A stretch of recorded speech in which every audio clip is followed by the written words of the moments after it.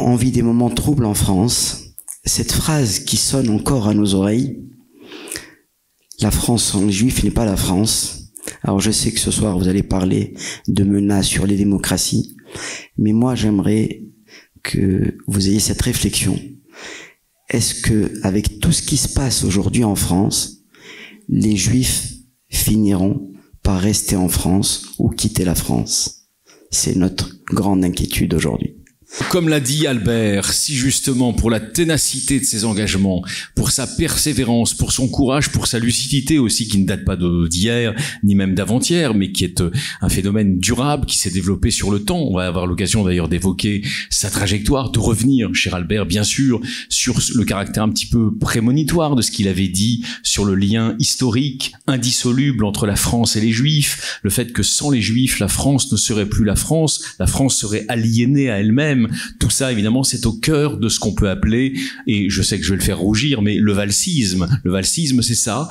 C'est un certain rapport non négociable à la laïcité, un certain rapport non négociable à la lutte contre les séparatismes, l'islamisme, le djihadisme, et aussi, bien sûr, la réaffirmation, plus que nécessaire, depuis le 7 octobre, du lien vital de la France avec les Juifs, avec les Français juifs qui ont tellement d'apporté dans la longue durée de l'histoire à la construction de cette nation et de son identité. Mais comme nous avons la chance aussi d'être avec un responsable public, un homme politique, une personnalité engagée dans tous les sens du terme, on va remonter un tout petit peu le temps avant de revenir aux questions qu'à juste titre, Albert fixe à notre agenda. Et donc, je rappelle, vous êtes né en 1962, vous êtes né catalan, enfin dans une famille aux origines multiples, hein, catalane du côté de votre père et suisse italienne du côté de votre mère. Vous êtes un patriote français ardent, vous avez choisi de devenir français à la majorité.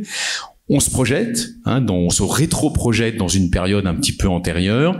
Dans les années 90, la chute du mur de Berlin, vous avez une petite trentaine d'années. Est-ce que vous percevez tout de suite, Manuel Valls, que nous entrons dans un nouveau monde, mais que ce nouveau monde ne sera peut-être pas celui qui était prédit à l'époque? Souvenez-vous, on fait un peu d'histoire ensemble. À l'époque, on nous disait les démocraties libérales vont progressivement l'emporter sur l'ensemble des autres régimes. Ce modèle-là va être fortifié, ce modèle-là va s'universaliser. 30 ans après, on sait bien que ça n'est pas le cas. Qu'est-ce que vous vous disiez justement à l'époque comme jeune responsable public, monsieur le Premier ministre? Bon, d'abord, merci pour cet accueil, pour ces compliments, ces applaudissements. Je ne pourrais que vous décevoir désormais, je devrais me taire et partir fort de ces marque d'amitié. Sachez que cette amitié est évidemment réciproque. Et merci, cher Alexis Lacroix, pour cet entretien et ce questionnement qui, je n'en doute pas, sera intéressant. Je vais répondre franchement, non. Dans les années 80, oui, j'ai un peu moins de 30 ans. Nous sommes dans un monde quand on parle avec les plus jeunes ou quand on se rappelle avec les plus anciens, ça paraît évidemment très loin. Mais on a l'impression que c'est la préhistoire. Hein. Oui, mais c'est vrai que moi, par mon engagement qui est essentiellement marqué par l'antitotalitarisme, enfin militant, pas. Mais je viens d'une famille espagnole, vous le rappeliez, donc la fin du franquisme, la fin des dictatures du sud de l'Europe, l'engagement pour Solidarność, pour les dissidents soviétiques. Tout ça sont des combats qui semblent aboutir, et par la construction européenne avec l'entrée de la Grèce, du Portugal et de l'Espagne dans la communauté européenne, et avec la chute du mur de Berlin, avec la frustration d'ailleurs de ne pas pouvoir y aller. Je crois que Nicolas Sarkozy a dit qu'il y était allé alors que c'est pas vrai. Donc moi je vais pas vous dire que j'y suis allé. Ça serait pas la première fois, non, qu'il est un peu approximatif dans son récit lui-même, non? Je suis pas venu pour dire du mal de Nicolas Sarkozy. Non, évidemment. Mais moi je garde cette frustration. Je me rappelle qu'on était avec des amis et de pas pouvoir y aller. J'étais au cabinet de Michel Rocard à ce moment-là. J'étais chargé de mission, je m'occupais des relations avec l'Assemblée. On vivait un moment historique, mais d'une certaine et culminé d'ailleurs par le bicentenaire de la Révolution française en 1989 avec de très belles festivités. Et au fond, quand je me souviens des choses, un monde à tort sans doute, mais relativement apaisé. Je dis pas apaisant parce qu'il y a eu la révolution iranienne, il y a beaucoup de débats chez nous, il y a déjà la montée de l'extrême droite en France, mais quand même quelque chose, au fond, la marche de l'histoire va dans un sens relativement positif. Et je ne perçois pas, et d'ailleurs peu de monde le perçoit, les grands bouleversements. On a des débats, rappelez-vous, la fin de l'histoire de Francis Fukuyama, ou le choc des civilisations de Washington. Mais enfin, bon, ça c'est des débats un peu idéologiques. Mais non, nous on a le sentiment, bon, et puis bon, voilà, d'une marche vers l'histoire qui reste positive. Alors j'ai commencé par un flashback, c'est toujours bien de savoir à partir de quel point de vue l'on parle. Vous êtes né, on disait, en 1962, donc vous êtes un homme politique. Non mais vous êtes jeune, hein, vous inquiétez pas. Non, mais soixantenaire ça va. En politique c'est même jeune. Regardez les grands exemples. Qu'est-ce qui s'est passé en 30 ans? Alors, les démocraties libérales qui paraissaient triomphantes sont aujourd'hui menacées, cernées, précarisées, fragilisées et peut-être destructibles? Ce matin, j'étais à Genève, invité par des ONG, notamment par Human Watch, qui fait un travail tout à fait remarquable, mais avec des ONG et des personnalités persécutées, dissidents, autour de la question, évidemment, des droits de l'homme. Et c'était d'une certaine manière un sommet qui voulait montrer quel devrait être le véritable visage des Nations Unies à Genève, alors que on a par exemple l'Iran ou l'Arabie Saoudite qui président des commissions à tour de rôle, l'une sur les questions sociales, l'autre sur les droits de l'homme, l'autre sur l'avenir des femmes. C'est quand même assez. Si les sujets n'étaient pas sérieux, on croirait à une plaisanterie. Et il y avait un leader du Zimbabwe qui sort de prison, des dissidents cubains, nicaraguayens, vénézuéliens, il y avait une députée ukrainienne, il y avait des Ouïghours chinois, il y avait une femme gambienne qui nous expliquait que ce pays vient de voter une loi qui rétablit les mutilations sexuelles. Bon, donc un sentiment de régression, non, d'une manière générale. Mais moi, je leur ai dit, je vais vous le répéter ici, ma conviction inébranlable, lucide, bien évidemment, nous y reviendrons, de ma foi en la démocratie libérale. C'est-à-dire dans l'alliance étonnante et fructueuse que représente notamment notre pays et encore davantage l'Europe, de l'économie de marché.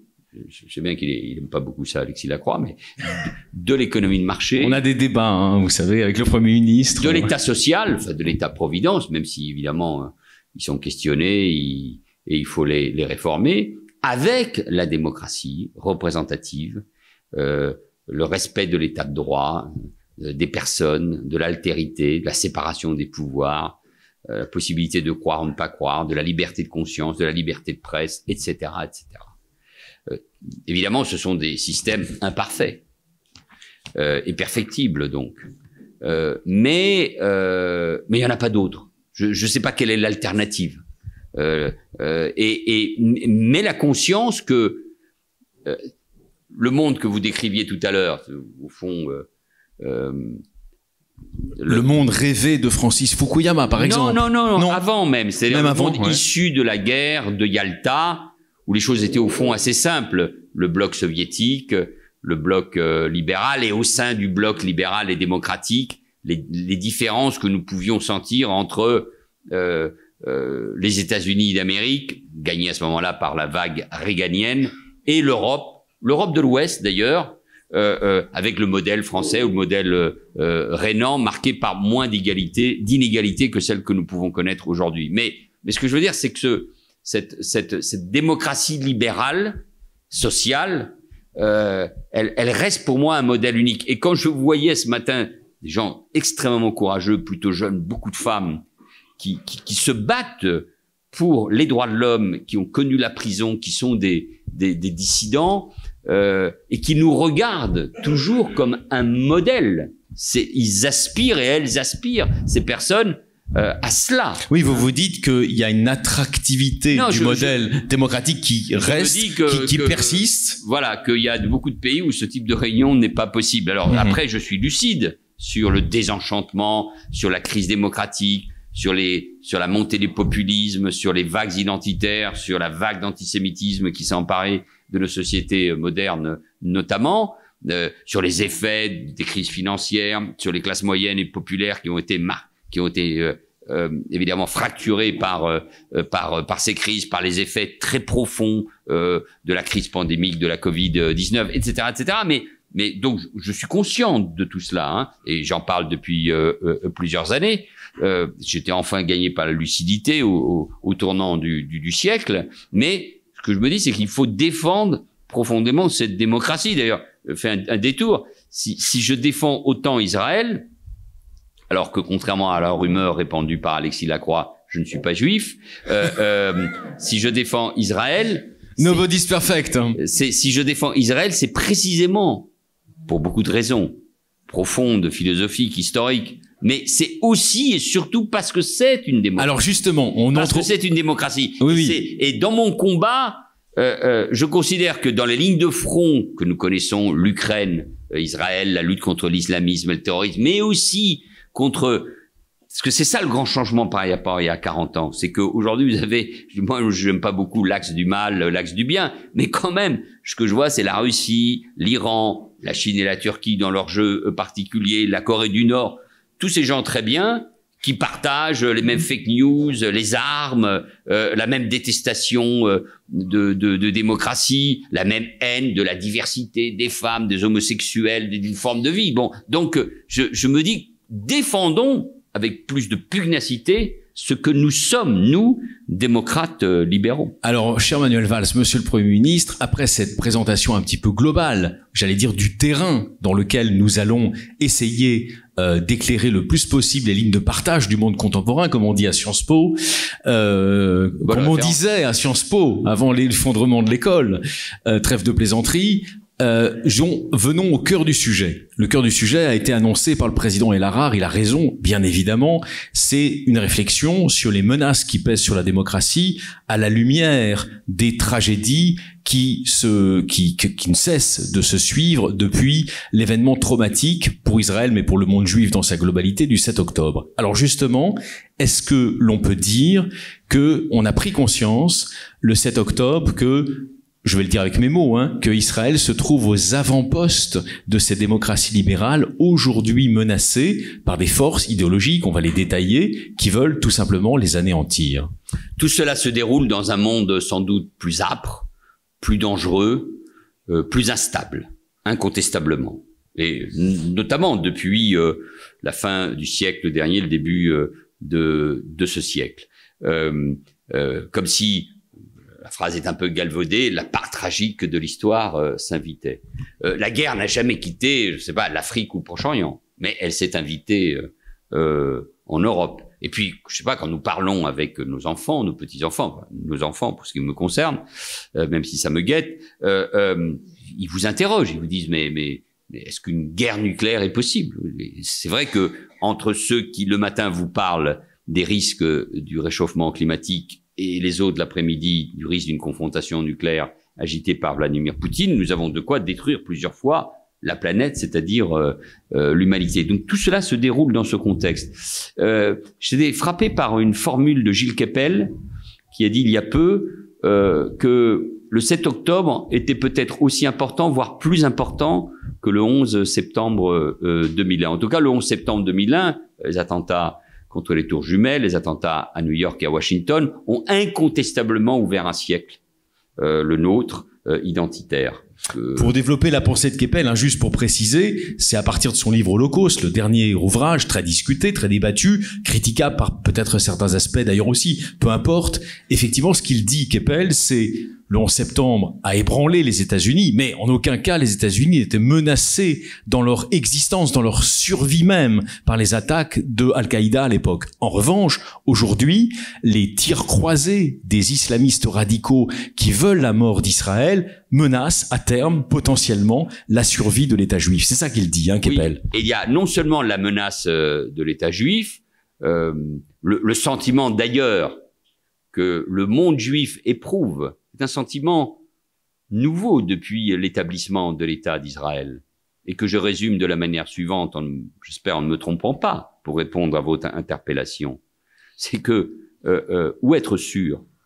C'est-à-dire, la question qui m'était posée, d'ailleurs, notamment dans les années 2000, avec une sous-estimation de ce qui était en train de se passer, l'antisémitisme qui venait notamment du monde arabo-musulman, avec la complicité d'une partie de la gauche, et on ne voulait pas critiquer cet antisémitisme parce qu'il venait précisément du nouveau prolétariat. J'ouvre une parenthèse, vous étiez un des seuls justement à ouvrir votre bouche sur ce sujet contre le consensus de l'époque au sein du Parti socialiste, sous l'influence, il faut le dire, de Pascal Boniface. Hein. Mais il a fallu attendre, au fond, l'hypercachère. Et encore, j'ai fait partie de ceux qui ont dit, s'il n'y avait pas eu Charlie Hebdo, il n'y aurait pas eu des millions de personnes dans la rue. Il a fallu d'une certaine manière attendre le Bataclan pour que les Français comprennent que tout le monde était visé, qu'on attaquait la France, pas seulement pour sa part juive, mais aussi pour sa part chrétienne, et évidemment pour sa foi républicaine, si j'ose accoler les deux mots, mais sur un mode de vie. On a attaqué les terrasses et le Bataclan, et la comparaison avec ce qui s'est passé dans le Negev est si évidente. Mais le monde juif s'interroge. Israël n'est pas à l'abri, de nouveau soumis à la possibilité d'une destruction. En tout cas, c'est ce qu'affiche clairement le Hamas, le Hezbollah et l'Iran. Et aller où? Aux États-Unis, ou submergé par une vague anti-juive dans le monde universitaire? En Europe, nous connaissons les mêmes choses. De ce point de vue-là, moi, je considère que la France résiste plutôt pas mal. C'est ce que j'allais vous demander. Pour rebondir sur l'interprétation d'Albert Elhar, il a raison de mettre cette question de la France au cœur de notre discussion, même si on va parler bien sûr aussi d'Israël et des îles libéraux. Mais au fond, à tout prendre, est-ce que la France, avec tous les défauts qui sont les siens, les crises qu'elle traverse, les vertiges qui la submergent, n'est pas au fond peut-être un moindre mal dans certains cas pour les Juifs? Julien, mais ce que je souhaite dire, insister, c'est que nous sommes dans une période extrêmement dangereuse, passionnante, historique, mais extrêmement dangereuse, et que les risques de guerre, de confrontation, j'aime pas utiliser le mot de guerre civile, mais peut-être mes origines espagnoles font que je suis prudent sur ce sujet-là, parce qu'elle est dans la mémoire de ma famille, mais en tout cas, on sent une violence, une confrontation, des déstabilisations, une angoisse qui nous étreint quand on voit une partie de la jeunesse acheter pour pas cher des thèses, certes qui passent par des algorithmes dangereux sur TikTok, mais pas seulement. On sent bien comment les élites de demain sont aujourd'hui formées au pire. L'exemple des États-Unis en est une démonstration terrible. Donc nous sommes dans ce monde dangereux, et je peux comprendre que les Juifs en général se sentent acculés d'une certaine manière, mis en danger. Mais moi j'ai la conviction que leur combat, leur angoisse sont les nôtres, et que ce qui se passe en Israël en première ligne face à l'islamisme, face à l'Iran, à ses alliés, à ses amis, je pense évidemment à la Russie, nous oblige à un sursaut. Alors en France, les deux versions sont possibles. Il y a à la fois la montée, l'expansion des actes, moi je ne dis plus antisémites parce que je ne sais plus très bien ce que veut dire ce mot, mais anti-juif et anti-Israël, avec en plus, comme dans beaucoup de pays d'Europe, une communauté musulmane très importante, elle-même traversée par beaucoup de questionnements, des enquêtes d'opinion qui sont aussi inquiétantes, et de l'autre côté, des intellectuels de droite, de gauche, des républicains, des formations politiques, une manifestation le 12 novembre dernier avec du monde. Il n'y a pas les manifestations qu'on voit à Londres, ou à Stockholm encore il y a quelques jours. Ici en France, il y a des formes de résistance chez les Français qui soutiennent dans une large majorité Israël parce qu'ils ont compris ce qui se passe, et dans le monde politique, intellectuel et médiatique, en tout cas, le débat. Mais c'est un débat, donc il faut le gagner. C'est une bataille politique assez existentielle, civilisationnelle, comme on dit aujourd'hui, pour montrer qu'on sait utiliser des mots savants. Mais ce que vous nous dites ce soir, Monsieur le Premier ministre, à Créteil, c'est que cette bataille, contrairement à ce que certains pourraient croire, n'est pas perdue en France. Non. Et d'ailleurs aussi, si d'une certaine manière, je souris avec vous, je suis redevenu à la mode depuis le 7 octobre, malheureusement. Un petit peu avant. Oui, mais ce que je veux dire par là, c'est que nous sommes nombreux je sais pas, d'Elisabeth Badinter à Caroline Fourest, en passant par Franc-Tireur, en passant par des journaux comme l'Express, Le Point, les pages ouvertes du Figaro, évidemment. Je pense aurait été Jacques Julliard, j'aurais pu penser aussi à Alexandre Adler. Il y a, y compris dans la réaction à ce qui se passe aujourd'hui à Sciences Po, le nombre de profs, d'étudiants qui disent ça n'est pas possible, on doit mettre fin à cela. Bon, donc ça veut bien dire que la bataille est engagée. Mais pour gagner une bataille, il faut se battre. Il faut pas renoncer à se battre. Et il faut avoir les idées très claires.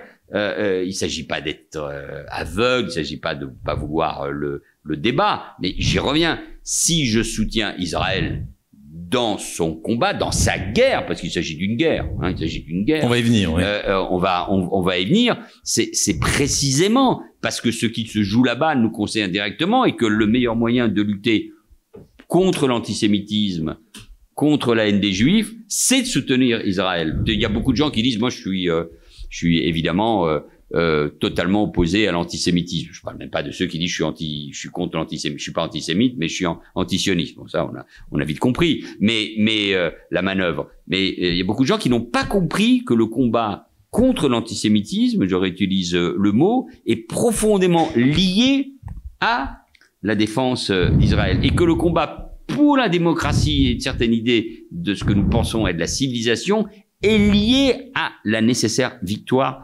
d'Israël, même si c'est difficile, contre l'islamisme et contre le Hamas. Dans cette guerre qui sera sans doute une guerre relativement durable et avec des métamorphoses évidemment après. Oui, il n'y a que en Europe où nous vivons dans un certain confort douillet depuis 80 ans que nous pensons qu'une guerre peut être courte et joyeuse, oubliant d'ailleurs les leçons même de ceux qui partaient joyeux en 1914 faire la guerre, pensant que ça allait durer 3 mois. J'étais à Kiev au mois de septembre dernier, je suis revenu avec 2 convictions, c'est que la guerre allait être longue et difficile, et 2, qu'il fallait un plan B à l'Europe dans l'hypothèse possible, probable, où Trump l'emporterait à la prochaine élection présidentielle. Alors avec votre autorisation, ça on va l'évoquer un petit peu après. Moi je fais ce que je veux. On reste, non, bien sûr, je sais, mais vous êtes un homme libre, c'est un peu votre marque de fabrique. Mais moi je suis pas totalement libre, j'obéis aussi aux objurgations du président El Harrar, et donc j'ai compris qu'il voulait que nous parlions de la France. Nous en parlons quand même encore un tout petit peu avec vous, Monsieur le Premier ministre, ce soir.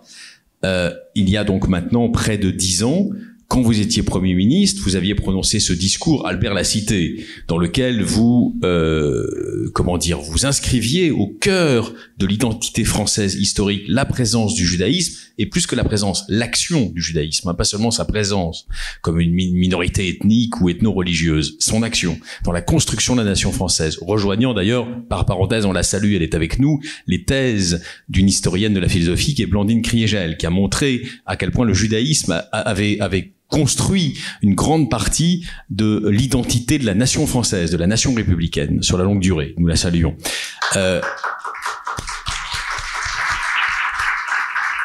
Mais au travers de ce discours, vous aviez aussi fait passer un message, disons-le avec des mots simples, un message d'espérance aux Français juifs, aux Juifs de France. Vous leur aviez dit, sans le leur dire comme ça, mais ne désespérez pas de ce pays. Il passe par des abîmes, mais il se relève toujours, et son lien avec le judaïsme est un lien essentiel, est un lien vital, qui ne se défera pas. Est-ce que 10 ans après, près de 10 ans après, vous rediriez la même chose aujourd'hui à Créteil, cher Manuel Valls? Oui, plus que jamais. C'est vrai que moi j'ai été marqué par ce que j'ai vécu à Évry en 2000-2001, au moment de la deuxième intifada et les premiers actes antisémites, les fidèles de toute petite synagogue d'Évry, dans le quartier du Bras de Fer. Plus petite communauté numériquement que sans doute qu'à Créteil. Ah non, ça n'a rien à voir. Rien à voir. Voilà. Bien évidemment, pour moi, c'était un suicide politique de soutenir Israël et de protéger les Juifs là-bas. Si on me disait mais pourquoi il fait ça? Il fait ça parce que j'ai des convictions. Et moi, j'avais été marqué par le rabbin, le président, les propos du rabbin ou le président de la communauté juive d'Évry qui était caillassé à l'aller comme au retour le samedi matin par des gamins qui criaient la haine des Juifs, ou par les propos de la mère de mes enfants, institutrice à Corbeil, qui un jour était venue me voir en disant dans un questionnaire pour des CM1 ou des CM2 quel est ton ennemi, beaucoup avaient écrit le Juif. Je parle de 2001, 2003, tout ça a été très caché. Les combats contre Tarek Ramadan, mon combat contre Dieudonné ensuite quand j'étais ministre de l'Intérieur, tout ça c'est fait avec le soutien certes du CRIF et de la LICRA, mais ça veut bien dire les limites quand même de l'action. Tout ça c'est fait dans une forme de solitude. Et c'est vrai que dans le discours qui a été le mien en janvier 2015, marqué évidemment par l'assassinat de Ilan Halimi, dont les gens n'ont pas perçu exactement ce qui s'était passé, marqué beaucoup moins par ce qui s'est passé à Toulouse et à Montauban. Vous savez qu'il y a encore des gens qui disent une école n'a jamais été attaquée en France. Ah oui, alors, donc l'école de Toulouse n'était pas une école. Pas une école, absolument. Bon. Et qui n'a pas soulevé, alors c'est vrai, on était en pleine élection présidentielle, et l'indignation, comme si au fond c'était l'affaire des Juifs. Donc j'ai mon discours de janvier 2015 arrive à un moment où je suis bouleversé, mais mes propos résonnent vrais parce que je dis ça depuis une quinzaine d'années, parce que on a voulu cacher l'antisémitisme, on a voulu nier la haine qui était en train de s'installer dans ce pays. Donc mais et vous avez écrit de très belles pages dans l'un de vos livres, Alexis, sur cette histoire qui nous vient depuis longtemps et dont un élément majeur a été l'affaire Dreyfus. Parce qu'au fond, nous étions dans ces moments-là et nous le sommes toujours. Je m'explique. Nous sommes dans des moments de vérité où on voit où sont les vraies convictions. Il y a des moments dans l'histoire comme ça où il faut être du bon côté. Et moi, j'ai la conviction qu'on est du bon côté, comme l'était du bon côté, malgré des réflexions des uns et des autres, Clémenceau, Zola, Péguy, Lazare, Jaurès, au moment de l'affaire... on va avoir des scoops ce soir, je sens, monsieur le Premier ministre, sur Manuel Valls. Non, on l'applaudit, il a raison. Mais non, mais... Alors, question justement là-dessus. Donc non, mais... on est dans ces moments de vérité. Et moi, ma conviction, pour répondre à votre question, c'est que les mots qui ont été les miens, qui ont résonné, qui ont été très aimablement rappelés, gardent toute leur force. Je vais faire une provoque. Je lui ai dit en plus, je pense que le président de la République actuel, je comprends qu'il hésitait à venir à la manifestation du 12 novembre. Mais je pense qu'il a fait une erreur et surtout, il s'est terriblement trompé quand il a donné les raisons pour lesquelles il n'y allait pas. Il a dit, je n'y vais pas parce que je ne veux pas diviser le pays. C'était le contraire. Il fallait dire, j'y vais pour rassembler le pays. Parce qu'à ce moment-là, la cause des Juifs et même d'Israël, il y a toujours des pudeurs, et d'Israël, étaient et restent et sont encore aujourd'hui une cause universelle. Alors, cher Manuel Valls, vous venez d'évoquer la période de l'affaire Dreyfus et même des années, des décennies qui vont précéder l'affaire Dreyfus. Un des marqueurs, on le rappelle ici ensemble, de cet antisémitisme de l'époque qui précède l'affaire Dreyfus, c'est qu'il est loin d'être exclusivement, c'est le moins qu'on puisse dire, à l'extrême droite, pour employer un anachronisme. Il est même plutôt le fait des socialistes, de certains socialistes utopiques, anticapitalistes, anti-économie de marché, anti-plutocratie. Est-ce que la France insoumise retrouve aujourd'hui, par le génie politique, si vous me passez l'expression de Jean-Luc Mélenchon, ce très vieux lexique de l'antisémitisme plébéien de gauche, d'extrême gauche? Oui, sans doute avec des différences. Alors, un certain nombre de socialistes, je pense aussi à Gued, au moment de l'affaire Dreyfus, au fond considèrent que l'essentiel, c'est la défense du prolétariat, des ouvriers, et qu'il ne faut pas défendre un juif qui, par ailleurs, officier et bourgeois. Ils ne comprennent pas ce que Jaurès finit par comprendre, que l'essentiel, c'est la défense de l'universalisme, d'un homme injustement accusé, par ailleurs officier et juif, mais injustement accusé. C'est ça l'essentiel, hein, vous le savez parfaitement. Vous l'avez très bien écrit. Et donc, c'est cette pensée libérale, au fond, pleinement, et dans laquelle, en plus, se joue le combat de la vérité, et celui de Clémenceau et de Zola, face au fait qu'on, au fond, on veut protéger l'armée à tout prix. Et la République sort confortée, même si selon la légende, Herzl, à ce moment-là, se dit, mais s'il y a cet antisémitisme dans ce pays, qui est celui de la République, alors il faut construire une nation pour le peuple juif, enfin, un espace, un lieu, un pays, peu importe pour les juifs. Mais aujourd'hui, le postulat, il est assez identique. Il part de l'idée, je l'ai rappelé tout à l'heure, que le prolétariat tel qu'il a été construit par les sociétés industrielles est en train de disparaître, de s'effriter, de prendre d'autres formes, mais qu'il y a un nouveau prolétariat, il y a une masse, ce sont les immigrés et parmi eux surtout les musulmans qui sont victimes du capitalisme, suivez mon regard, qui sont victimes du colonialisme et du racisme systémique de la société. Suivez mon regard, du racisme blanc, systémique. Suivez mon regard, et à ce moment-là, bon, on va y revenir, parce que au fond, les messages simples sont les plus efficaces. L'État d'Israël représente le capitalisme, parce que ce sont les Juifs, le colonialisme, puisque c'est un État colonial, puisqu'il opère ainsi en Cisjordanie, en Judée-Samarie. Ils sont blancs, occidentaux. Donc ils ont tout l'État et donc du coup c'est encore mieux si on peut par ailleurs en passant les nazifier puisqu'ils sont en train d'accomplir un génocide. Vous avez vu on est dans un moment et donc ça fait pam comme ça et ça marche. Alors attendez. Et ça marche. Oui, justement. C'est beaucoup plus efficace qu'au moment de l'affaire Dreyfus. Alors, vous dites ça marche. Bien sûr, ça marche et vous avez vu comme moi, comme nous tous, les images consternantes du happening de la France insoumise, de ces hiérarques, de messieurs Coquerel, tous ces gens très déshonorés aujourd'hui, qui sont allés soutenir les étudiants antisémites de Sciences Po. Nous les avons vus. Alors, je vais quand même me faire, non pas l'avocat de ces gens-là, mais simplement l'avocat des chiffres.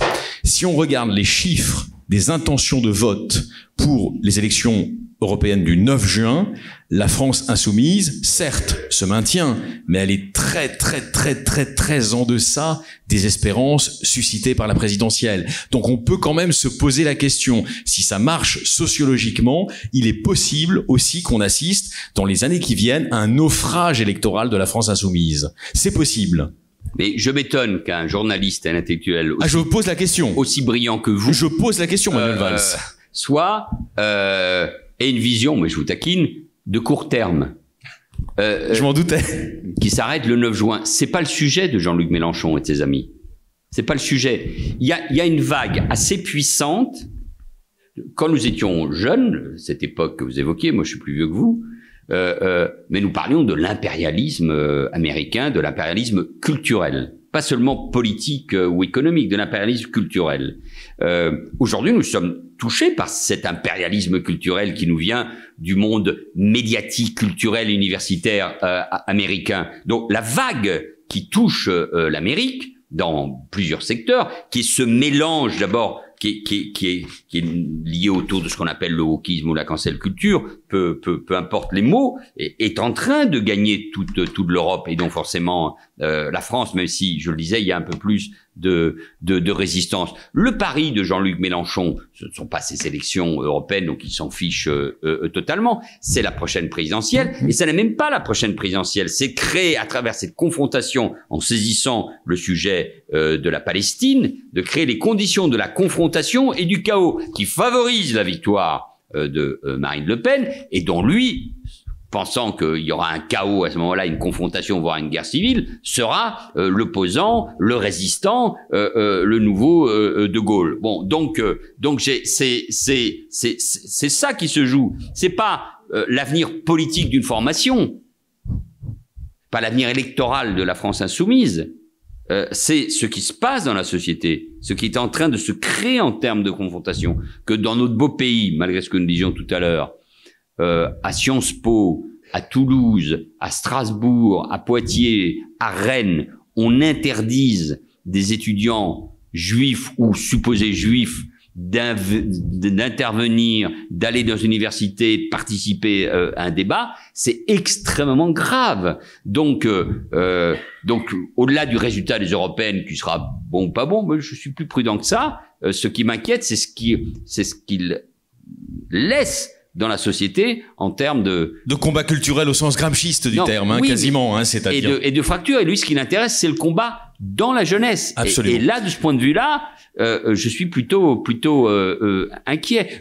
Regardez les dégâts du wokisme dans la société américaine. Ça ne concerne pas les étudiants désormais. Ça concerne ceux qui ont 10, 15, 20 ans de plus que ces étudiants, qui ont été déjà nourris à cette idéologie et qui aujourd'hui sont maîtres de conférences dans les universités ou occupent des responsabilités au Congrès ou dans l'administration ou au sein du Parti démocrate. Donc, et attention, nous sommes aussi en train de connaître ça, même si notre modèle républicain résiste. Mais ce qui se passe, je sais pas, en Espagne ou pire en Grande-Bretagne. Donc, je crois qu'il faut être conscient de la nécessité de ce combat politique et culturel, en effet. Alors, on va pas se mentir, Manuel Valls, vous parlez vrai, vous êtes connu pour ça. C'est pour ça que nous sommes honorés de vous recevoir ce soir à Créteil, parce qu'on sait que vous parlez avec votre cœur, mais aussi que vous parlez vrai.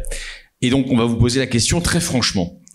Il y a un débat non tranché qu'on a vu lors de la dernière présidentielle dans les communautés juives françaises, de la métropole, des Outre-mer. Il y a un débat profond sur le curseur que nous devons mettre, quand on est républicain, dans la relation avec la nouvelle extrême droite de Marine Le Pen, le Rassemblement national, entre guillemets, dédiabolisé. Ce n'est pas un jugement de valeur de ma part, hein, je décris simplement une réalité politique. Ne croyez pas que je milite pour un camp ou pour un autre. Alors, justement, ce débat traverse les communautés juives très profondément.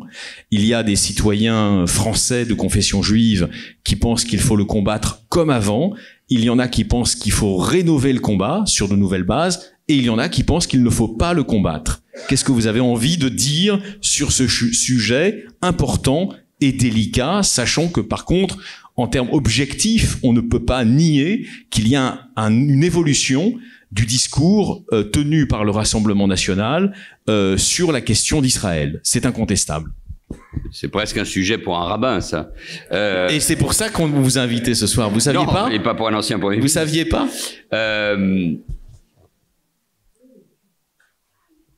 Je pense qu'il y a un fait politique, sociétal, culturel, j'oserais presque dire anthropologique,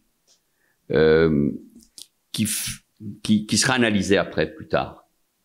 C'est cette fameuse manifestation du 12 novembre que j'évoquais, avec manifestation contre l'antisémitisme, pour la République, avec la présence, j'utilise le mot à dessein pour bien faire comprendre, de l'extrême droite et de ses représentants. C'est-à-dire de Marine Le Pen et de Jordan Bardella, à la tête d'un parti, je ne parle pas d'eux, je les écarte volontairement, dont nous connaissons tous les racines, fondé par des Waffen-SS, la division Charlemagne, des antisémites, c'est ça. C'est l'OAS, des catholiques intégristes, etc., etc.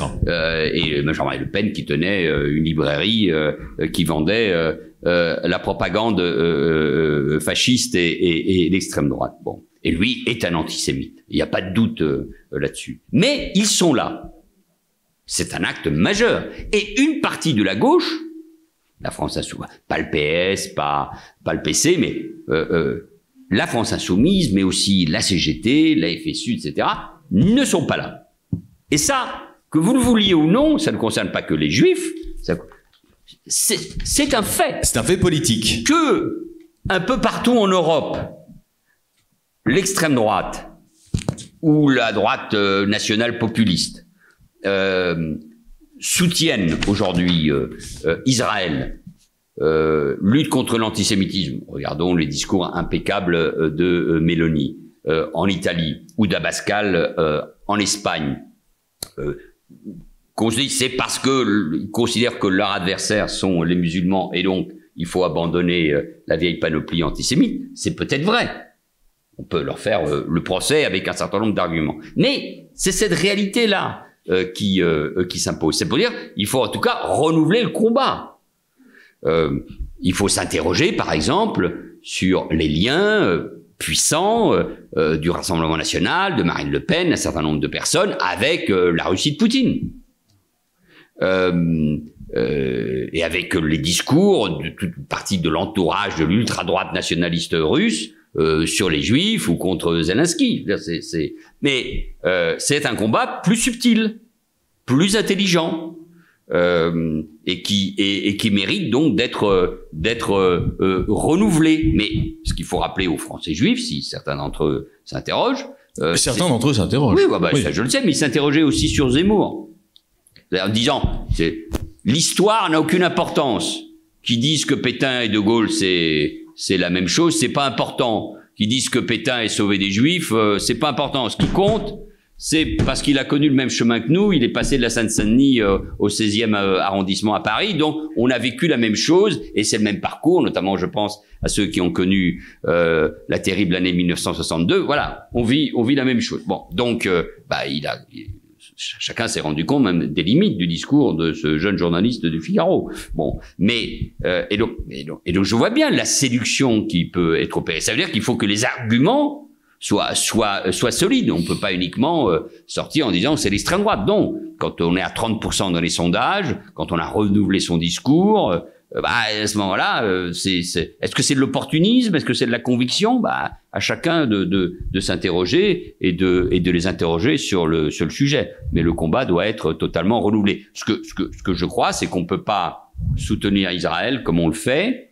et être aussi ambigu sur la Russie, sur ce qui se passe en Ukraine. Alors on va y venir dans un instant. On a divisé cet entretien en 3 parties, la France, Israël et les illibéraux. On terminera comme ça. Alors passons à Israël. Le débat est très intense. On s'en rend peut-être pas compte en diaspora, mais il est très intense depuis un peu plus d'une semaine autour de la suite de la guerre. Au-delà même des admonestations que vous connaissez par cœur, cher Manuel Valls, de l'administration américaine au Premier ministre et à son cabinet de guerre sur l'opération de Rafah, il y a un débat très intense qui est en partie droite-gauche, mais pas seulement en Israël, sur la stratégie. Et beaucoup de voix s'élèvent pour dire « il nous l'a bien caché, bon, pendant 6 mois, 7 mois, mais en réalité, Binyamin Netanyahou n'a aucune stratégie. Aucune stratégie pour prolonger la guerre, aucune stratégie pour un jour mettre fin à la guerre. » Alors vous connaissez très bien Israël, vous y êtes allé récemment à plusieurs reprises avec notre ami commun Ari Ben-Semoun, directeur d'Elnet France. Alors c'est quoi votre analyse de ce sujet-là, qui est vraiment très épineux, très intense ces derniers jours? D'abord, c'est vrai que je vais en Israël depuis très longtemps, depuis 1982. Et pendant très longtemps, d'ailleurs, une grande partie de ma vision d'Israël passait par le filtre normal des relations qui existaient entre le Parti socialiste et le Parti travailliste. D'ailleurs, je pense qu'un des grands éléments de la crise de la gauche française dans son rapport avec Israël est lié à la crise de la gauche israélienne aussi, et notamment depuis, évidemment, la mort de Yitzhak Rabin et l'évolution politique, que moi je peux comprendre, de Shimon Peres, puisqu'on oublie tous qu'il a formé un parti avec Ariel Sharon. Je veux dire, c'est quand même, ça fait partie de cette, et pour des raisons puissantes, objectives, pas un acte d'opportunisme seulement, comme certains peuvent le critiquer. Deuxièmement, je fais confiance à la démocratie israélienne et aux Israéliens. C'est à eux de choisir leurs dirigeants. C'est à eux de porter un jugement sur leurs dirigeants, notamment sur ces derniers mois. Le jugement, il est sévère. C'est assez normal. Je veux dire, une telle attaque, celle du 7 octobre, qui met en cause l'existence de l'État hébreu et dont chacun pense que il y a une faillite, certes politique, mais avant tout du renseignement, et une faillite sécuritaire, à la fois dans l'anticipation, dans l'analyse des signaux plus ou moins forts ou faibles qui remontaient, et y compris dans la réactivité par rapport à l'attaque. C'est une réalité, mais c'est aux Israéliens d'en tirer les conséquences. D'ailleurs, avec les démissions. Bon, vous avez bien votre opinion sur la question quand même. Oui, mais moi, c'est un peu facile de dire quelle est la stratégie. D'ailleurs, on a le même débat par rapport à ce qui se passe en Ukraine.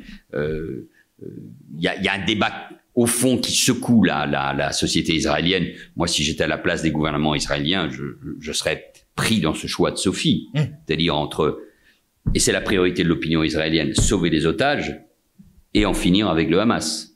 C'est déjà dire ces deux choses, il y a une forme de contradiction de fait. Tout ça dans une zone où il y a 2 millions de personnes, avec un ensemble urbain puissant et 600 ou 800 kilomètres mais quand même, monsieur le Premier ministre, de tunnels et 130 otages, dont certains sont sans doute morts, et ceux qui reviendront livreront des témoignages épouvantables au niveau de ce que nos amis qui travaillent sur le terrain depuis le 7 octobre ont pu voir. Donc, je pense que c'est très difficile de définir une stratégie, mais j'y viens. En finir avec le Hamas, son appareil militaire et terroriste, pas son idéologie, elle existe. Commencer à réfléchir, et ça commence sur ce que peut être après cela. C'est-à-dire, il faut aller à Rafah. Ça, moi, j'ai pas de doute. Il faut aller à Rafah. Mais il faut aller à Rafah, parce que sinon, alors, je vais pas être plus israélien que les Israéliens, plus royalistes que les royalistes, mais il faut aller à Rafah, avec toutes les conséquences que cela pose. Il y a eu 1200 morts, il y a des centaines de soldats qui ont été tués ou blessés, et on s'arrêterait là. Parce qu'il y a une élection américaine, ou parce qu'il y a des élections européennes, ou parce qu'il y a des diplomates occidentaux, je vais revenir sur les États-Unis, qui ont peur ou qui sont lâches dans cette affaire-là. Et puis après, il faut imaginer les formes de construction ou de reconstruction, c'est le cas de le dire, pour Gaza. On voit bien, mais moi j'ai eu une discussion en 2016, à 2 jours d'intervalle, lors d'une visite, 2015 je crois, pardon, avec Benjamin Netanyahou et avec Shimon Peres. Oui. Et les deux partageaient à l'époque l'idée, avec des mots différents, sans doute des visions différentes, mais la nécessité de la grande alliance avec les sunnites.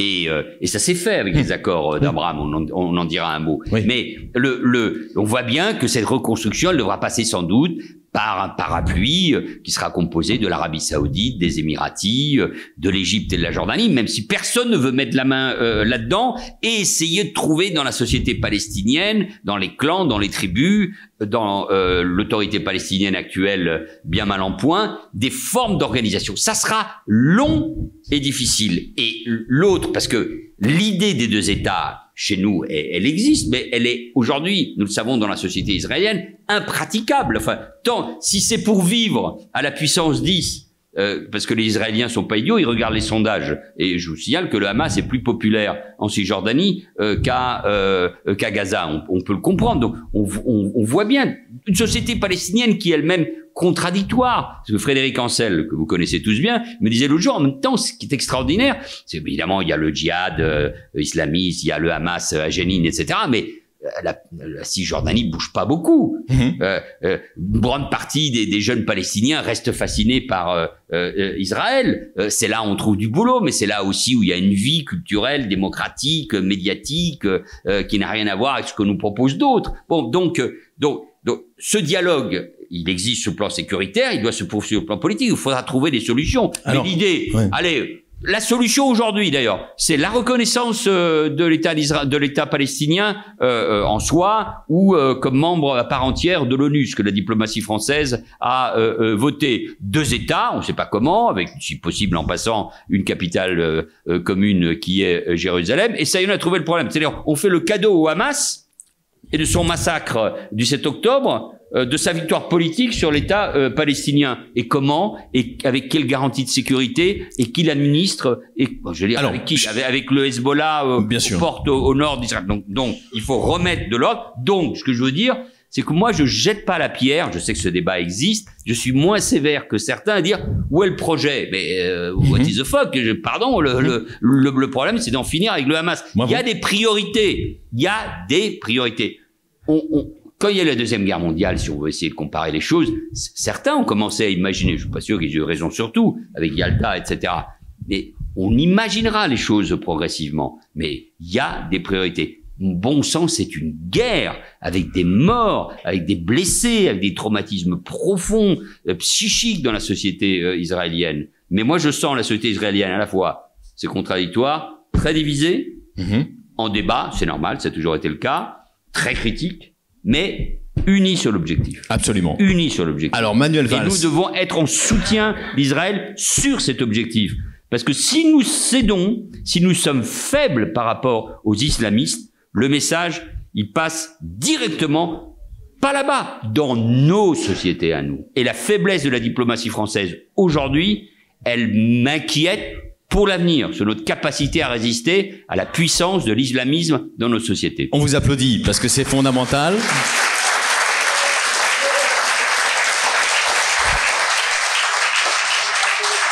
Alors, je vous fais pas grâce de la question qui paraît technique mais qui ne l'est pas sur les accords d'Abraham. Je parlais récemment avec des amis, des intellectuels célèbres, ne disons pas leur nom, qui les critiquaient ardemment en disant on a fait l'erreur avec les accords d'Abraham de penser que des normalisations avec des pétromonarchies suffiraient à établir la paix. En réalité, ce que les gens oublient un peu rapidement, c'est que les accords d'Abraham qui passaient par Riyad, on était tout près, en 2023, d'arriver à quelque chose avec Riyad, supposaient aussi de la part des Saoudiens la reconnaissance de ce fameux État palestinien. Est-ce qu'il sera possible, après la guerre, de revenir à cette bifurcation manquée et de réparer ce qui n'a pas été fait, Manuel Valls? L'accord avec le monde sunnite, même s'il faut le dire, c'est avec des dirigeants, et aucun de ces pays, en tout cas du Golfe, ne se manifeste par une grande appétence à la démocratie participative chère à Ségolène Royal. Bon, donc, je plaisante, on avait compris. Ne nous prenez pas au sérieux. Et j'ai vu que Ségolène Royal ne fait plus réagir, donc j'ai dû me tromper. Mais vous avez plus de chance, vous. Mais c'est vrai, c'est avec les dirigeants, mais tout de même, c'est historique. Bien sûr, il y a l'accord avec le Maroc qui est très important, même si les États-Unis fondamental y ont mis beaucoup du leur, et notamment l'administration Trump. Et je pense que l'accord avec l'Arabie Saoudite va se faire. Il va se faire. Donc.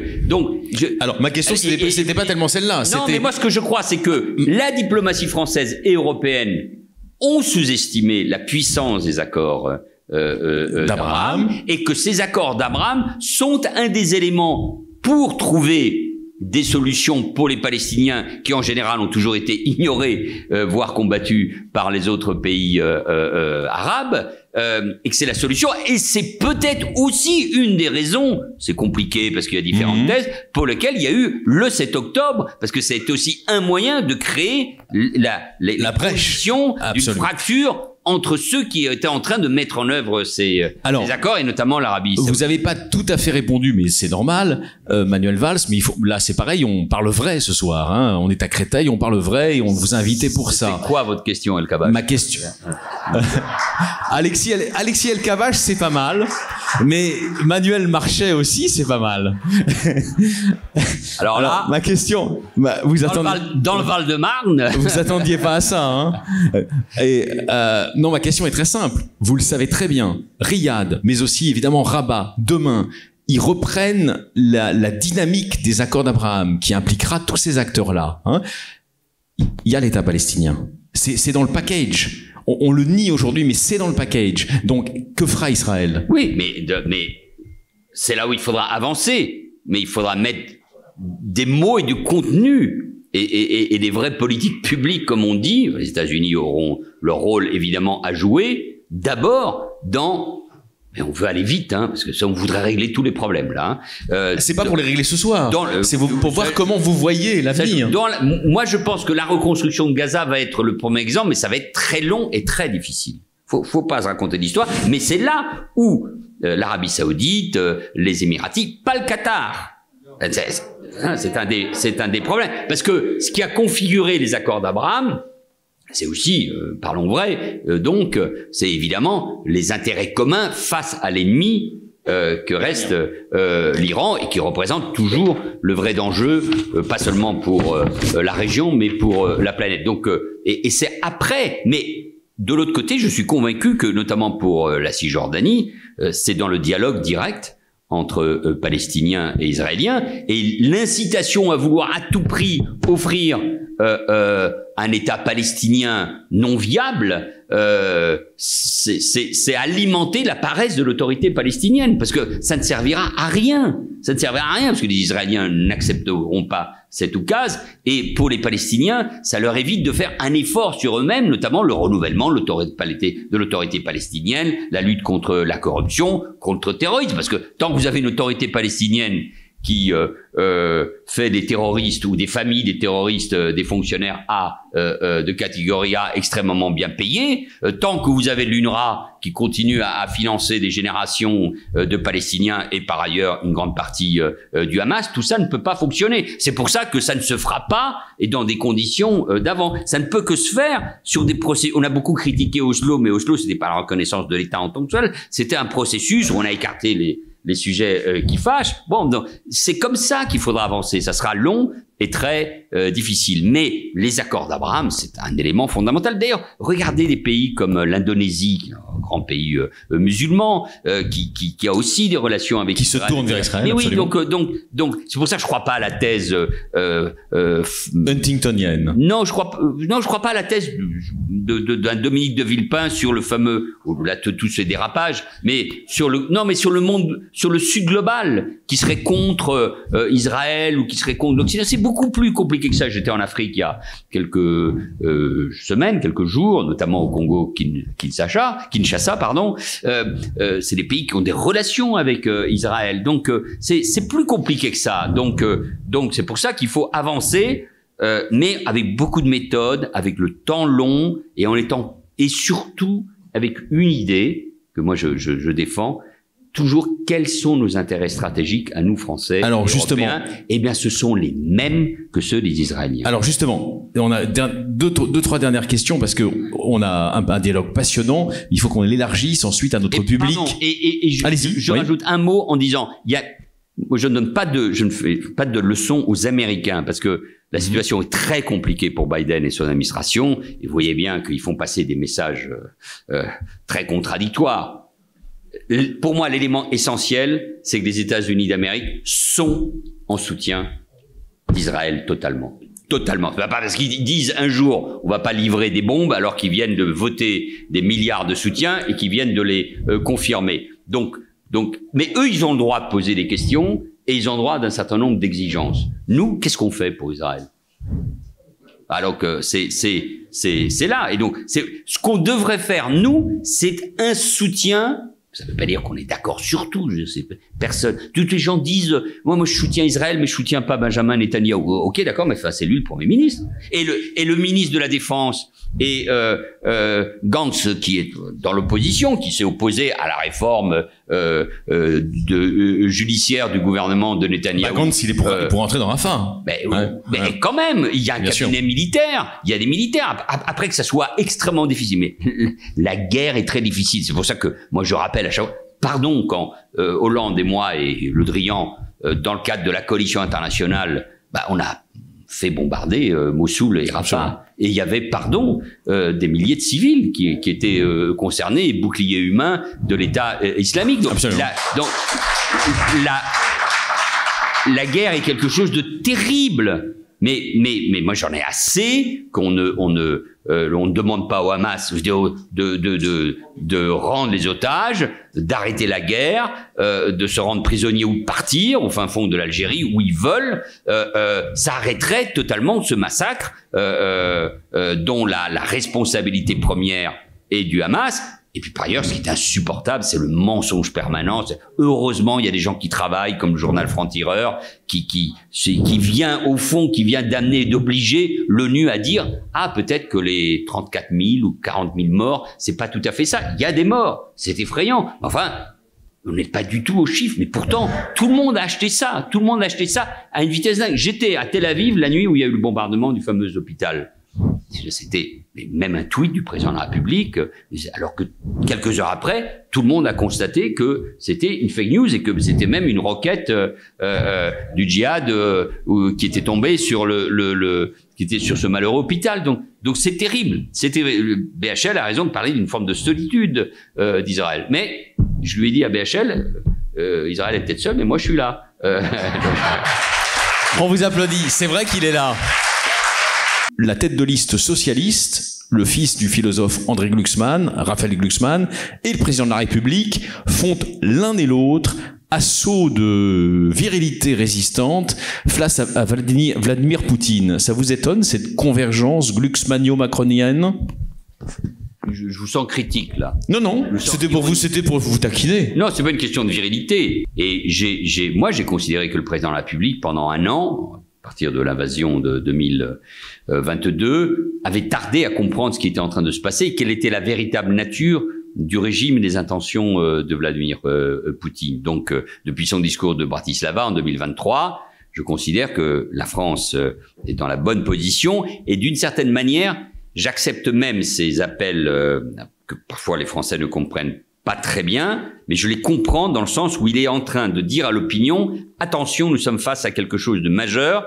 Il faut bien regarder que Poutine, ses équipes, son régime, son gouvernement, avec y compris le changement du ministre de la Défense il y a 48 heures, est en train de s'aligner lui aussi sur le temps long, sur une économie autour essentiellement des questions de défense. Je pense qu'il a perdu en partie la guerre, contrairement à ce qu'on croit, mais lui joue aussi sur le temps long, sur nos faiblesses, sur l'élection de Trump, sur le désordre qui peut s'en suivre. Donc c'est pour ça qu'il faut maintenir une forme de pression. Et Raphaël Glucksmann, sur ces questions-là, il est clair. Donc je pense que, y compris, c'est un des éléments d'unité de l'Europe sur des sujets qui sont essentiels. Enfin, la guerre est revenue, et moi je suis je connais pas toujours bien cette histoire, mais je les ai plus fréquentés ces derniers temps. Je suis très intéressé quand je parle avec les dirigeants des pays baltes ou de la Pologne ou évidemment de la République tchèque. J'étais marqué, on en a souvent parlé, Alexis, par le petit livre publié par Gallimard sur les deux textes dans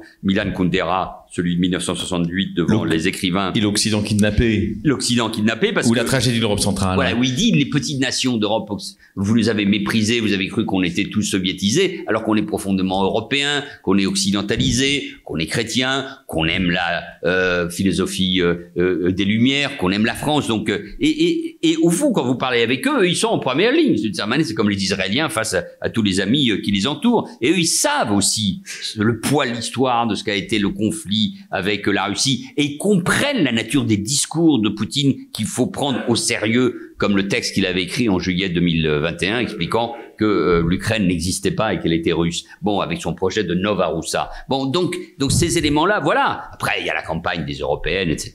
Savoir si le PS va être devant ou après. Ça, c'est secondaire. Ouais. Par contre, je m'en fous totalement. Non, oui, enfin, non. Enfin, dites pas ça. Il y a un point dont vous vous foutez pas. Par rapport aux grands enjeux. Évidemment. Non, et en plus, je vais vous dire quelque chose, mais ça restera entre nous, mais je l'ai déjà dit publiquement. Il y a une vidéo, hein. Je ne sais pas pour qui voter. Oui. Alors, justement, vous vous foutez de savoir, et vous avez raison.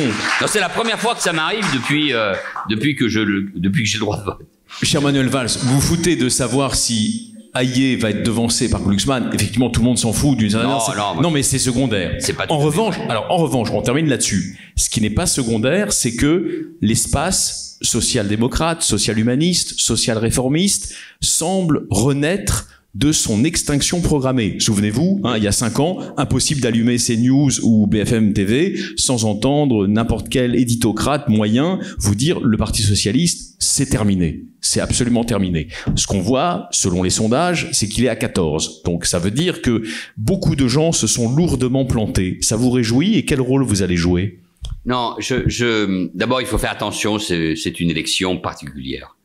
Deuxièmement, moi je comprends, je redeviens sérieux, qu'il y ait toute une série d'électeurs qui se sentent très orphelins, c'est le mot qui revient, et qui se disent c'est l'occasion en votant Raphaël Glucksmann, non pas de voter pour le PS, mais de voter pour une figure qui nous paraît assez dynamique, jeune. Enfin, c'est l'espace social-démocrate. Voilà, on vote pour cet espace, c'est une manière pour nous de dire bon, on n'est pas d'accord avec ce que dit et fait Emmanuel Macron, mais surtout c'est l'occasion pour marquer une distance clair avec Mélenchon et tous ces excès que nous avons évoqués. Ça, je comprends tout à fait. Et il y a dans cet électorat socialiste, social-démocrate, appelez-le comme vous voulez, une forme d'envie d'être fier de nouveau de pouvoir voter pour cela. Le problème, moi, ce qui m'intéresse, c'est après, en effet, ce qui se passe. Est-ce que la NUPES va se reconstituer? Est-ce qu'ils vont faire une primaire? Parce que moi, j'aime bien dire, on va faire de Canfin à Ruffin.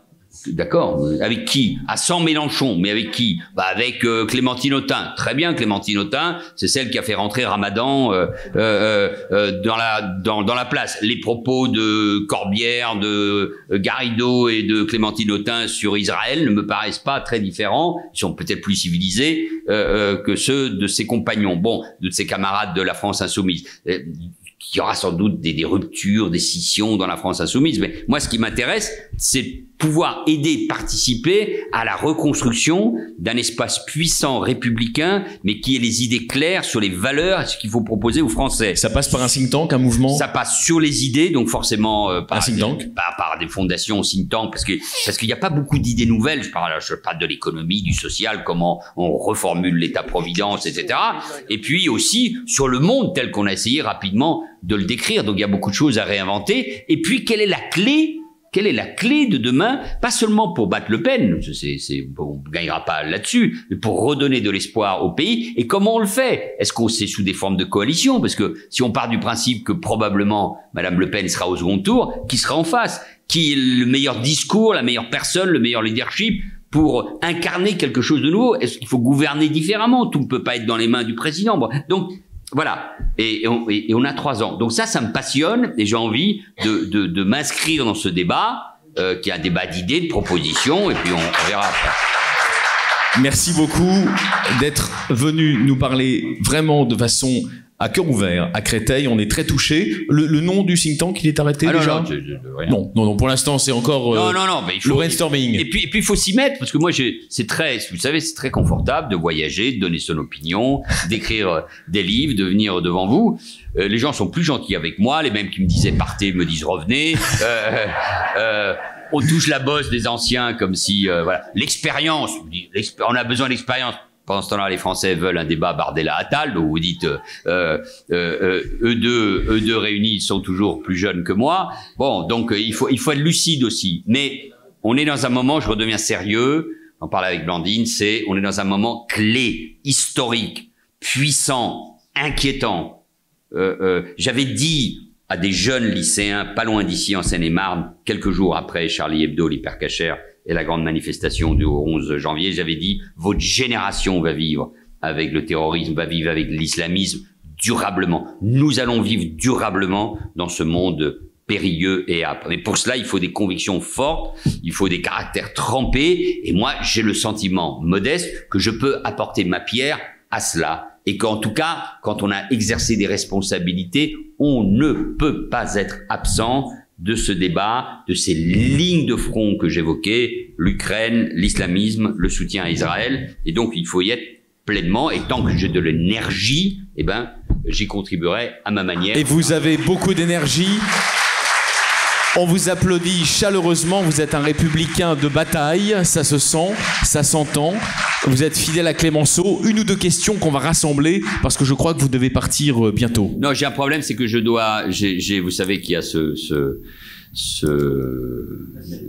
l'embrasement en Nouvelle-Calédonie et on pense que je fais partie de ceux qui peuvent dire des choses intéressantes. Intéressantes, oui. Bon, vous avez 1 ou 2 questions? Non, il n'y a pas de problème. Je dois être à 22h sur le plateau de LCI, donc on a peu de temps. Alors, 1 ou 2 questions, on va les rassembler en raison de la Nouvelle-Calédonie.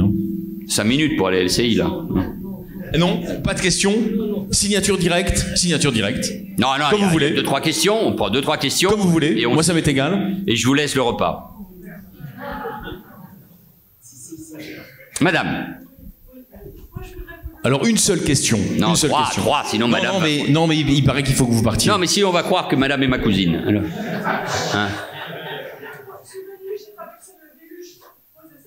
Alors on vous laisse la poser. Voilà.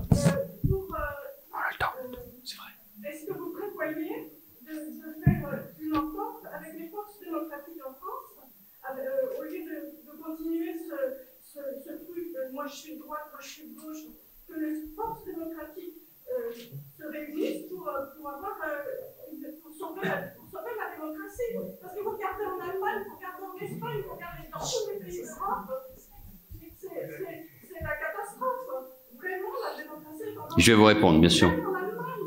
Monsieur. Oui, je voudrais vous poser une question avec vos connaissances, tout ce que vous avez fait pour le groupe et pour répondre à M. Lara. Pourquoi vous ne pensez pas, en vous rasant, à devenir président de la République en 2024?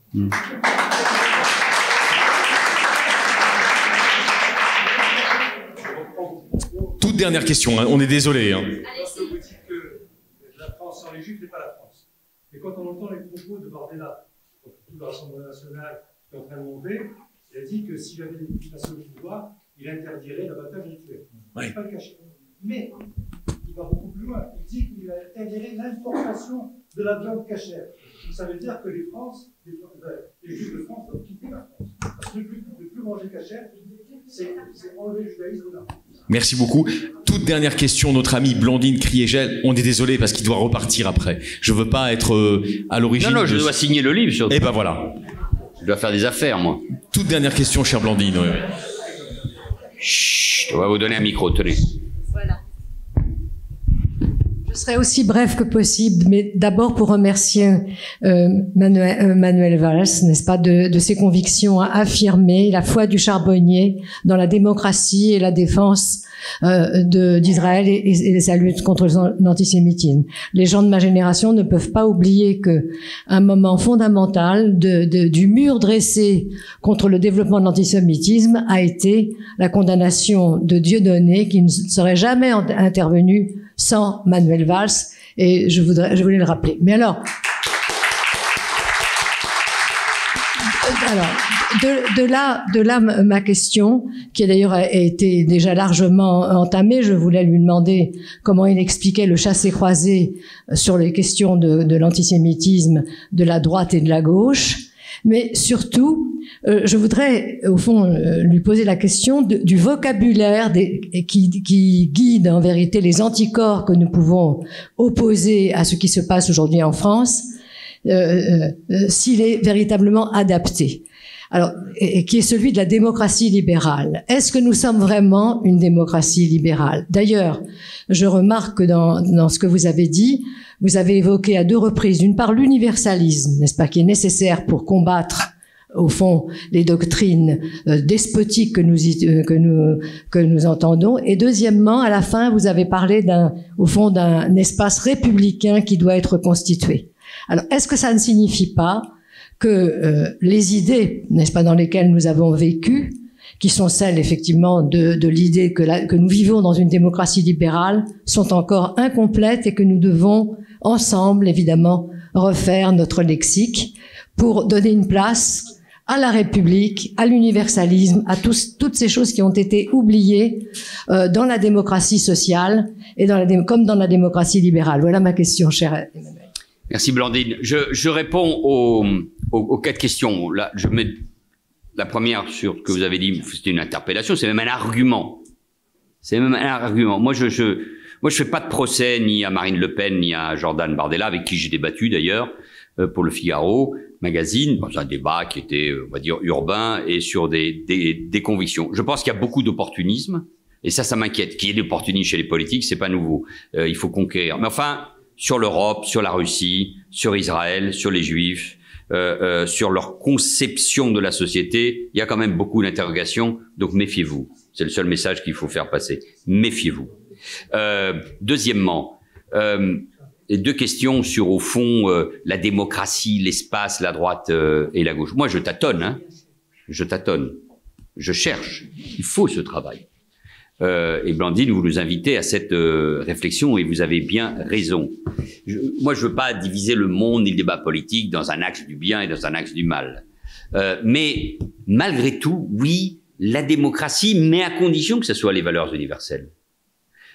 Face au totalitarisme, bien évidemment, ça c'est pas très difficile, mais face aussi à des conceptions émiettées, communautaires, victimistes de la société. Là, c'est un autre combat que vous connaissez parfaitement. Quelle est la conception, je sais pas, du combat du féminisme?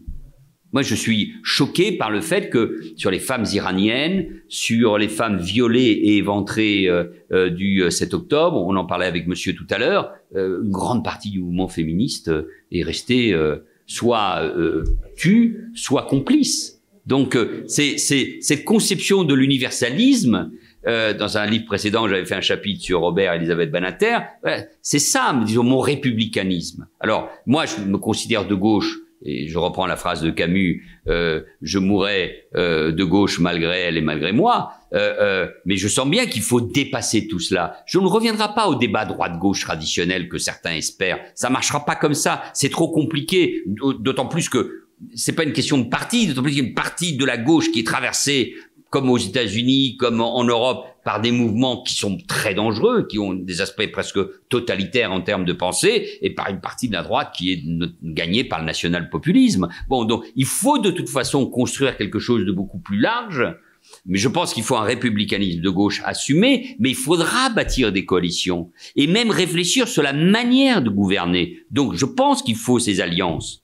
Mais pas seulement avec les partis politiques. Comment on gouverne? Moi, je pense qu'il fallait une réforme des retraites. Mais enfin, quand vous êtes élu avec des voix de gauche encore contre Le Pen et que vous dites que vous allez changer de méthode dans la manière de gouverner et d'aborder les syndicats et que vous allez à la schlag pour la réforme des retraites qui était peut-être utile, la société sort quand même très décontenancée, très violentée. Donc, y compris sur la manière de gouverner, il faudra, moi qui suis plutôt reconnu pour être un républicain d'autorité, mais il faudra aussi beaucoup travailler à la manière dont on s'adresse aux Français, aux corps intermédiaires, c'est pas un joli mot, mais aux syndicats, aux élus, etc. Bon, donc je pense qu'il faut renouveler ça. Et donc du coup, il faudra aller bien au-delà de la gauche, parce que la gauche aujourd'hui, même s'il y a une immense victoire de Raphaël Glucksmann, elle plafonne à 31-32% face à un Bardella et un Maréchal Le Pen qui est Marion Maréchal, elle ne veut plus qu'on l'appelle Le Pen, enfin elle est Le Pen, qui est à près de 40%.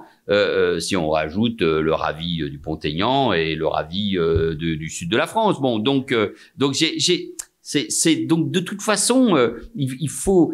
Nos sociétés sont malades. La démocratie est mise en cause. C'est vrai que le mot démocratie libérale, j'utilise par facilité, mais c'est plus compliqué que cela. Donc derrière, il y a en plus avec des problèmes propres à la France qui sont la violence, l'insécurité, les questions d'immigration qu'on n'a pas abordées, une défiance vis-à-vis de la politique dans un pays qui croit que la politique peut tout.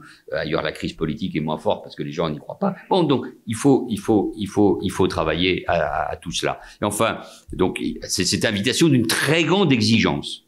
D'une très grande exigence, et moi ça m'intéresse d'un point de vue intellectuel. Enfin, la dernière question, bon, elle est d'abord, la formule a été tuée par celui qui l'a utilisée, qui a été élu président de la République, en l'occurrence Nicolas Sarkozy. Mais moi, je suis très lucide. Je suis très lucide, notamment sur le dégagisme qu'il y a dans notre société, sur la violence vis-à-vis des politiques. Oui, j'étais marqué par même si je connais pas les raisons, par le fait que le Premier ministre slovaque est entre la vie et la mort parce qu'il a reçu une balle tout à l'heure. Et je suis très marqué par la violence dans la société. Mais je pense que ceux qui ont connu le pouvoir et même un autre monde, y compris un autre monde politique, ont, je le répète, comme devoir de s'engager. On verra. Mais il faut pas se tromper d'ordre. Non, il faut pas se tromper d'ordre. C'est-à-dire, je dis on verra qui. Mais en tout cas, moi, comptez sur moi pour m'engager, parce que je pense que le moment est plus que jamais à l'engagement, à la détermination. Merci beaucoup. Merci beaucoup.